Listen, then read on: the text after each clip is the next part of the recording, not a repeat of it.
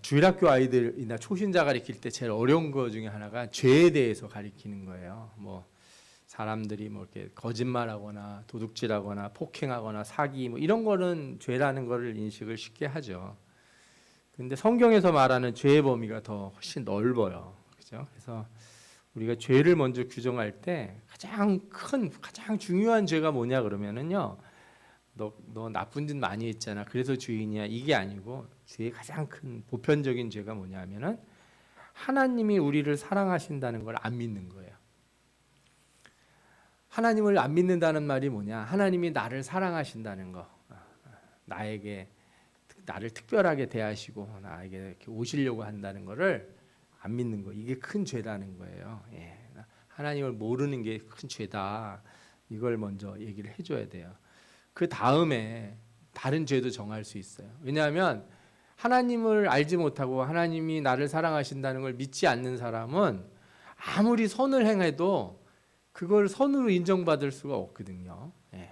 그래서 성경이 우리에게 죄를 규정할 때 제일 먼저 얘기하는 것을 먼저 생각을 하고 그 토대를 다음 단계로 넘어가야 돼요.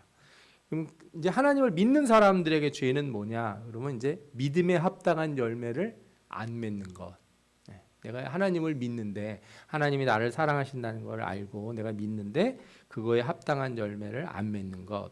이게 우리가 보통 죄다 이렇게 얘기할 수 있어요.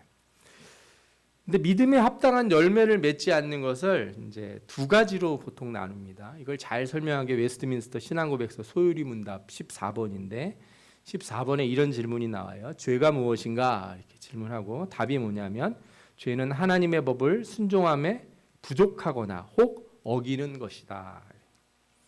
하나는 부족한 거고 하나는 어기는 거다 이거예요. 어기는 건 뭐예요? 고의로 이제 법을 안 지키는 거고 부족한 건 뭐예요? 부지중에 자기가 잘 몰라서 혹은 나는 이렇게만 하면 되는 줄 알았는데 하나님이 원하시는 기준에 도달하지 못할 때. 그래서 순종함에 부족하다는 것은 의도가 없었다는 것으로 이해할 수 있다 이렇게 보통 생각을 해요. 그래서 죄의 비고의성에 관련된 게 구약 성경에 나오는데 비고의적인 죄를 사하는 제사들이 성경에 나와요. 그게 속죄죄하고 속건죄예요. 속죄죄하고 속건죄는 사실 본질적으로 되게 유사한 면을 가져서 어떤 분들은 이 두 제사가 사실은 동일한 제사이다 이렇게 얘기하는 사람이 있고 또 구분을 굳이 더 해야 된다 이렇게 하는 경우도 있는데 일반적으로 이제 구분을 하긴 하죠. 속죄죄는 하나님 앞에 부지중에 죄를 범한 것. 예를 들어서 이런 거예요. 내가 오늘 주일인데 이제 이스라엘 사람들 생각하면 안식일이 있는데 외국에서 이 안식일 시계가 없잖아요. 시계가 없으니까 해 떨어지고 해질 때가 안식일의 기준이에요. 이 사람들은. 그러니까 이제 예를 들어서 우리가 오늘 주일이면 주일이 언제 끝나냐? 해가 떨어지면 주일이 끝나는 거예요. 우리는 24시간 해서 12시 되면 끝난다고 생각하는데 이 유대인들의 하루는 해가 지면 시작해서 이제 그 다음 날 해가 질 때까지 이렇게 되는 거거든요. 그러니까 내가 그걸 모르고서 이렇게 움직인 거예요. 안식일에 더 많이 걸어간 거죠. 그러면 안식일을 범한 게 되잖아요. 근데 내가 일부러 그런 건 아니고 몰라서 뭐 그럴 수가 있다 이렇게 치죠. 하여튼 여러 가지 이유에서 몰라서 하는 죄를 범할 수 있는 거예요. 내가 양을 하나님 앞에 드리는데 나는 꼼꼼히 살폈는데 양이 멀쩡한 줄 알았더니 나중에 알고 보니까 얘가 어딘가 흠이 있는 거예요. 나중에 보니까 몰랐는데 드리고 나서 잡다 보니 그런 게 나타났다. 그러면은 이제 부지중에 범한 죄잖아요. 그런 것들을 해결하는 제사가 속죄제라는 거죠. 그러면 속건죄는 뭐냐 하면은 사람한테 하는 거예요. 사람한테 내게 부지중에 한 거죠. 뭐 예를 들어서 내가 자동차를 몰고 가다가 나도 모르게 옆에 차를 긁고 간 거예요. 뭐 몰랐어. 뭐 느낌도 없었고 전혀 생각을 못 했는데 나중에 보니까 이렇게 범퍼에 이렇게 좀 묻었다. 그러면 어떻게 해야 돼요? 내가 이거 모르고 넘어갈 뻔했네. 그래서 그거를 해결하는 제사가 속건제다, 그죠? 속죄제는 하나님 앞에 범한 거라서 그냥 다 태우면 돼요. 그런데 속건제는 자기가 이제 이득을 취한 거, 내가 몰랐더라도 나한테 이득이 된 거를 아니면 손해를 끼친 거를 5분의 1을 더 더해가지고 하나님 앞에 드리고 그 드린 걸 제사장이 먹게 돼 있어요. 근데 이제 중요한 건 뭐냐면 의도가 없는 죄라는 게 도대체 뭐냐? 의도가 없는 죄. 레위기 5장에 이제 속죄제 가는 게 여러 개 나오는데 뭐 알면서 바르게 증언하지 않은 거, 내가 이렇게 상대방의 변론을 해줘야 되는데 내가 모르고 있었던 거예요. 그 일이 그렇게 된 건지를. 그래서 증언을 못한 거죠. 뭐 이런 거라든지 나도 모르게 만졌는데 더러운 거. 나는 뭐 이게 살아있는 줄 알고 만졌는데 알고 보니까 죽은 거더라. 뭐 이런 거 있을 수 있잖아요. 예. 뭐 이런 거. 그 다음에 또 함부로 맹세한 거. 이런 것들을 이제 의도가 없는 죄로 보통 봐요. 함부로 맹세한다는 건 그죠. 우리 말마다 내가 손에 장을 지진다라든지, 내가 너랑 죽어도 다시 안 본다. 뭐 이런 거. 너 오늘 나랑 결별이야. 내가 너를 다시는 내가 그냥 대하나 봐라. 뭐 이런 식으로 말을 이렇게 화가 나면 막 쏟아내잖아요. 근데 이게 맹세가 돼버린 거라고요. 절대 이렇게 내가 앞으로 이렇게 하겠다고 정한 거니까. 그런데 그게 뭐 일부러 그런 건 아니고 화가 나서 자기도 모르게 말이 나와서 하게 된 거니까 이런 것들은 다 이제 제사를 드려서 속죄를 해야 된다 이거죠. 근데 중요한 건 성경에서는요, 이 죄들을 언제 정의를 하냐면 자신이 깨닫는 순간을 정의를 해줘요. 그때 죄가 생기는 거예요. 내가 모르고 지나갔는데 어느 날 마음에 확 와닿으면 그때 뭐가 돼요? 이게 내게 죄가 돼요. 그리고 그때 내가 뭘 해야 돼요? 하나님 앞에 나가서 제사를 드리고 이 문제를 해결해야 되는 거예요. 그러니까 내가 몰랐다고 하는 건 중요하지 않아요. 제가 주일학교 어린이들 가르치다 보면 제일 말이 안 통하는 게 그거예요. 아이들이 다 자기 몰랐다는 거예요. 나는 몰랐다. 그런 줄 몰랐다. 막 이렇게 얘기를 해요. 근데 성경을 좀 가르쳐주고 싶을 때가 있어요. 성경은요, 내가 몰랐다고 고백하는 거로다가 그 일에 대해서 얘기하지 않는 거예요. 내 입으로 내가 아무리 몰랐다고 얘기하는 게 아니라 내가 지금 그 말을 하면서 내가 이제 죄가 됐다는 걸 알았잖아요. 그러면 죄인 거예요. 내가 모르고 했습니다가 중요한 게 아니고 내가 그걸 인식하게 되는 그 순간 그걸 죄로 정하니까 그때 어떻게 하라는 거예요? 회개하라는 거예요. 만약에 인식이 안 되면 어떨까요? 내가 안 깨달아지면. 그런 사람이 있어요. 평생 고슴도치 짓을 하면서 옆에 사람들을 다 찌르고 다녔는데 본인만 몰라. 자기가 고슴도치인지. 말만 하면 사람들 상처 주고 그냥 자기도 모르게 그냥 내뱉는 말이 다른 사람이 들으면 기분이 너무 나쁘고 신앙이 그냥 푹 떨어지게 하는 말을 쏟아내는데 본인은 몰라요. 그럼 어떻게 하겠어요, 그죠? 그러면 뭐 나는 모르니까 상관없겠네, 제사 안 드려도. 근데 성경을 잘 보면요, 깨닫지 못해서 죄사함의 기회를 잃어버리는 게 제일 불쌍한 사람인 거예요. 여러분, 내가 부지중에 지은 죄 내가 몰랐으니까 넘어가도 괜찮은 거 아닌가? 뭐 모르는데 뭐 중요하지 않지. 내가 일부러 그런 것도 아니고 몰랐는데. 근데 여러분들 그러면 안 돼요.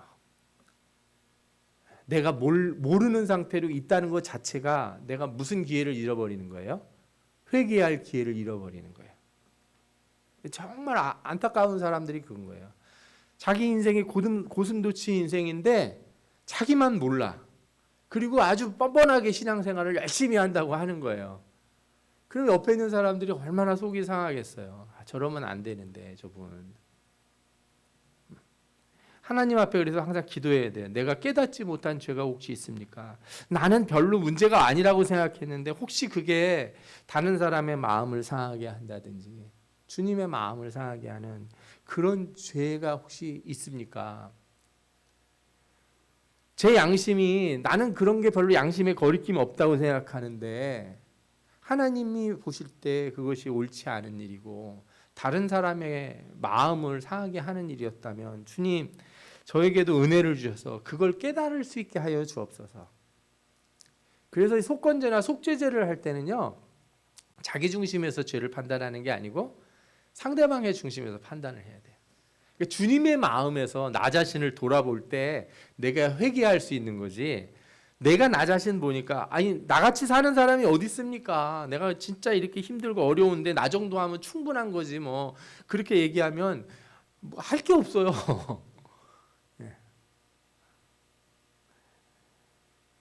사람과 사람 사이 관계도 그렇거든요. 내가 너한테 뭘 그렇게 잘못했냐? 응? 나 정도면 충분히 너한테 잘했지. 뭐 이렇게 얘기하면 나도 어렵고 힘들고 사는데 나도 이 정도 하느라고 애쓴 거야. 이렇게 얘기해 버리면요, 뭐 할 얘기가 없어요 서로. 사과할 일도 없고 용서받을 일도 없고 미안한 일도 없고 그 일 가지고 하나님 앞에 기도할 일도 없어져요. 왜? 난 떳떳하거든. 세상은 그렇게 살 수 있을지 몰라요. 세상 사람들은 자기가 자신에게 떳떳하다고 생각하면 그냥 다 괜찮다고 말하는 세대예요. 그러나 성경은 뭐라고 그러냐면은 내가 깨닫지 못하는 것, 그래서 회개할 기회를 놓치는 것, 이게 너무 안타까운 일이다 이거예요. 특별히 재밌는 거는요, 속건죄, 사람에게 범하는 죄에 있어서 의도하지 않은 죄를 사실은 되게 폭넓게 정의를 해요. 그래서 레위기서에 보면 이런 말씀이 나와요. 여호와께서 모세에게 말씀하여 이르시되 누구든지 여호와께 신실하지 못하여 범죄하되 곧 이웃이 맡긴 물건이나 전당물을 속이거나 도둑질하거나 착취하고도 사실을 부인하거나 레위기 6장에 나오는 말씀인데, 아니, 아까 제가 뭐라고 그랬어요? 이 속건죄는 부지 중에 지은 죄라고 그랬잖아요. 모르고 지은 죄. 6장에는 뭐라고 정의가 되어 있냐면은 남의 잃은 물건을 줍고도 사신을 부인하여 거짓 맹세를 하는 등 이 모든 일 중에 하나라도 행하여 범죄하면 이렇게 돼 있어요. 그러니까 자기가 알면서 지은 거 있죠. 예, 알면서 발뺌하는 거, 그런 것도 다 포함을 시켜줘요. 제가 이걸 보면서 깨달은 바가 있어요. 진짜 이게 사람이 참 뻔뻔하구나. 하나님이 부지 중에 지은 죄, 모르고 지은 죄만 용서를 받고 알고 지은 죄는 용서가 안 돼요. 구약 율법은 그렇게 돼 있어요. 알고 지은 죄는 하나님을 멸시한 거라, 예, 용서를 받지 못한다. 우리가 오늘 읽은 구절에도 그렇게 나오거든요. 그런데 사람에게 대해서 그렇게 발뺌하는 사람들이 얼마나 많은지 하나님이 그 정도는 뭘로 쳐줘요? 속건죄로 제사를 드릴 수 있는 범위로 쳐줘요. 참 놀랍지 않습니까? 하나님이 이 정도로 양보를 해주시는구나. 그 뻔뻔한 사람들 있잖아요. 이렇게 예를 들어 돈 떨어졌는데 발로 다 이렇게 꽉 밟고서 나 모른다고 발이 왜 안 떨어지지? 막 이러는 사람들, 무슨 의미인지 아시죠? 예. 뻔뻔하게 속이면서도 아닌 척하고 드러나야지 그때서야 뭐 그럴 수도 있지 하면서 그런 표현을 하시는 양반들. 하나님이 그런 사람들이 얼마나 많은지 그 정도는 그냥 속건죄로 제사를 드릴 수 있는 범위에 넣어주시는. 야, 참. 만약에 그렇게 안 하셨으면 다 죽었을 거예요. 아마 우리 중에 아무도 용서받을 사람이 없을 것이다 하는 생각이 들어요. 이는 죄를 범하였고 죄가 있는 자니 그 훔친 것이나 착취한 것이나 맡은 것이나 잃은 물건을 주운 것이나 거짓 맹세한 모든 물건을 돌려보내되 그 본래 물건의 5분의 1을 더하여 돌려보낼 것이니 죄가 드러나는 날에 그 임자에게 줄 것이요. 그러니까 아까 속죄죄 같은 경우는 깨달을 때잖아요. 원래 의미는 속죄죄나 속건죄나 내가 부지 중에 지은 죄를 내가 인식할 때 죄로 정의를 하는데, 레위기 6장에서는 좀 더 범위를 넓혀서 어떻게 해요? 죄가 드러날 때, 죄가 드러나거든. 뻔뻔하게 계속 버티지 말고 어떻게 하라는 거예요? 5분의 1을 더 더해서 보상을 하고 제사를 드려서 빨리 죄를 용서를 받아라 이거예요. 그는 또 그 속건제물을 여호와께 가져갈지니 곧 내가 지정한 가치대로 양떼 중 흠없는 수양을 속건제물을 위하여 제사장에게로 끌어갈 것이요 제사장은 여호와 앞에서 그를 위하여 속죄한즉 그는 무슨 허물이든지 사함을 받으리라. 아멘. 그게 너무 감사한 거예요. 네가 좀 뻔뻔하게 이렇게 버티고 죄 안 졌다고 막, 그죠? 몰랐다고 막 이렇게 발뺌하다가도 들키면 어떻게 하라고요? 빨리 돌려주고 5분의 1을 더 더해서 돌려주고 하나님 앞에 제물을 드려라. 제사를 해라. 회개를 하라는 거죠. 그러면 하나님이 어떻게 하시겠다고요?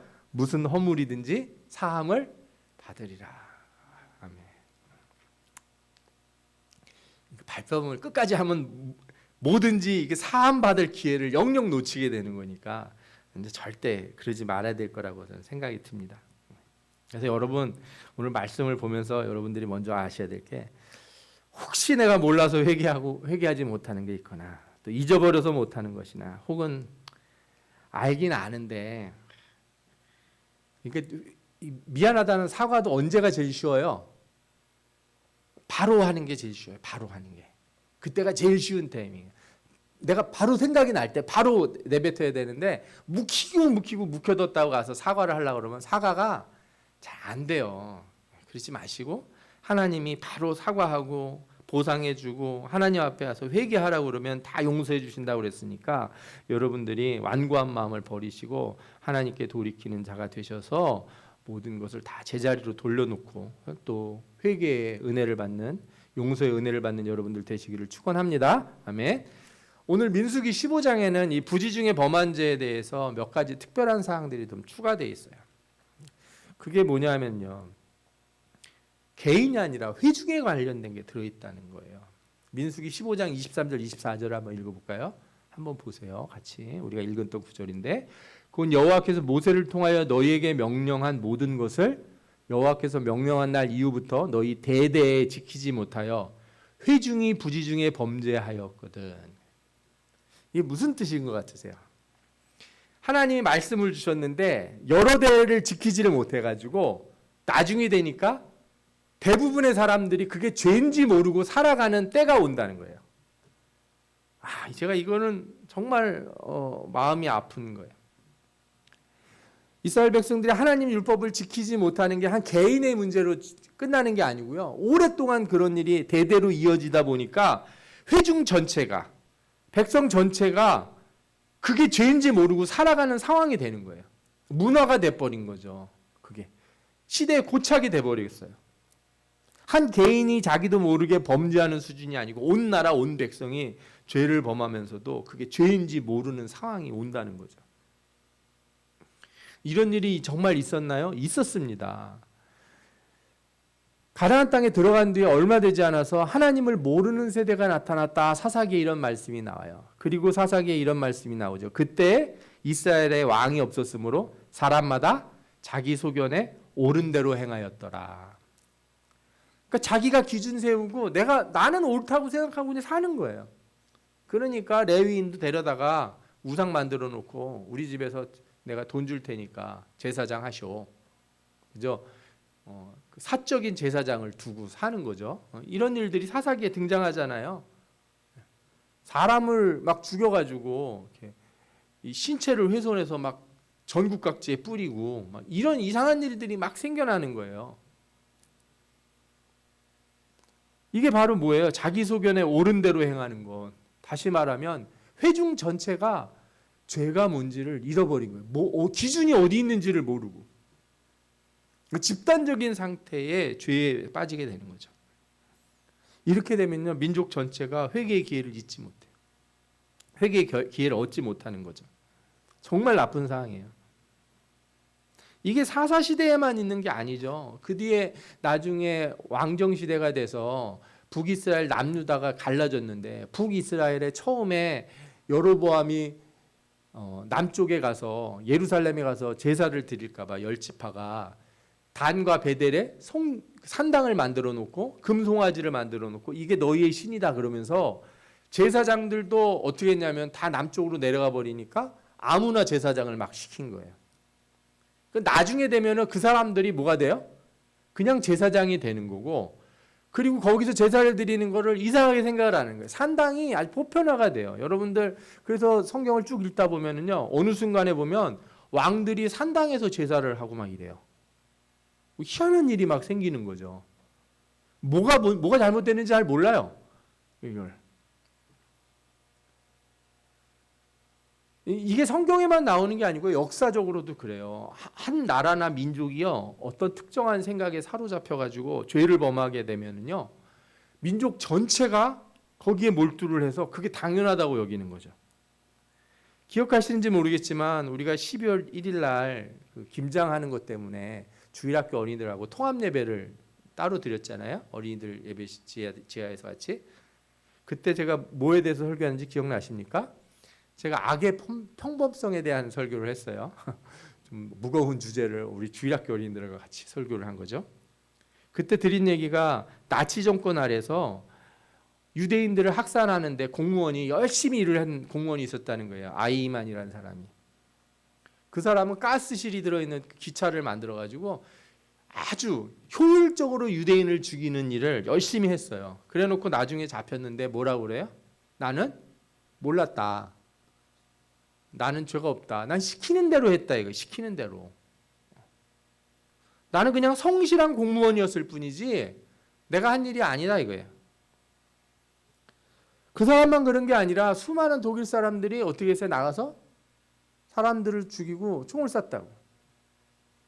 뭐 독일만 그랬습니까? 일본도 그랬죠. 2차 세계대전 때. 일본 사람들이 한국인을 막 무시하고 막 때리고 막 착취하고 그럴 때 그 사람들이 이거는 나쁜 짓인데 이런 생각을 했을까요? 그렇지 않을걸요. 많은 사람들이 당연하다고 여겼을 거예요. 당연하다. 이게 사회가 그런 악에 휩싸여 버리면 그런 일이 생긴다니까요. 거창하게 얘기를 하는데 좀 좁게 얘기하면 우리가 외국인 노동자들에 대해서 이렇게 그들을 뭐라 그럴까요? 차별하고 착취하고 하는 일들을 하면서 너무 당연하게 생각하는 거예요.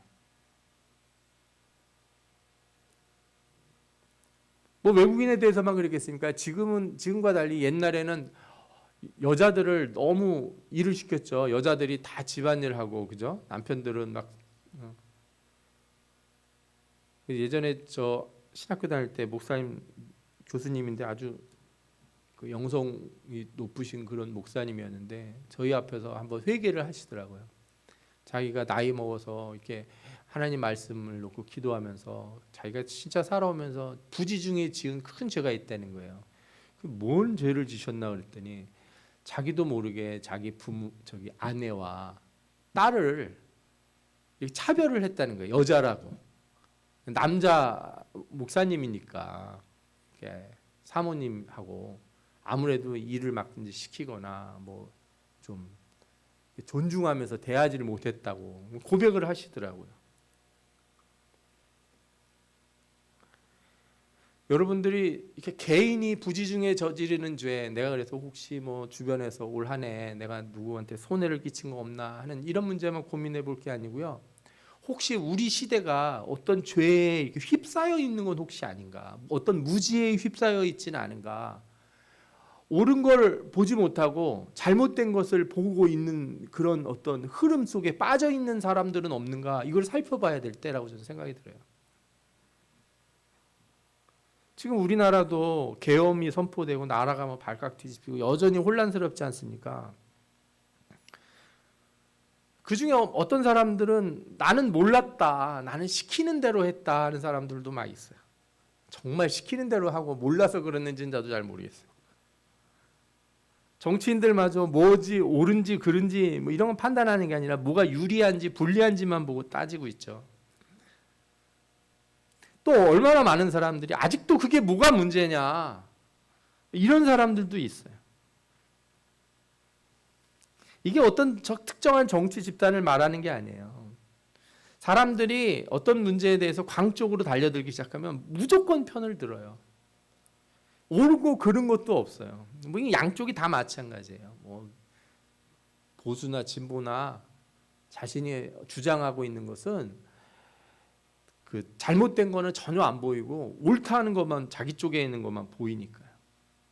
이렇게 되면은 어떤 문제가 생깁니까? 집단적인 광기에 쉽게 물들게 되고 그러면 회중이 전체가 어떤 현상이 생기냐?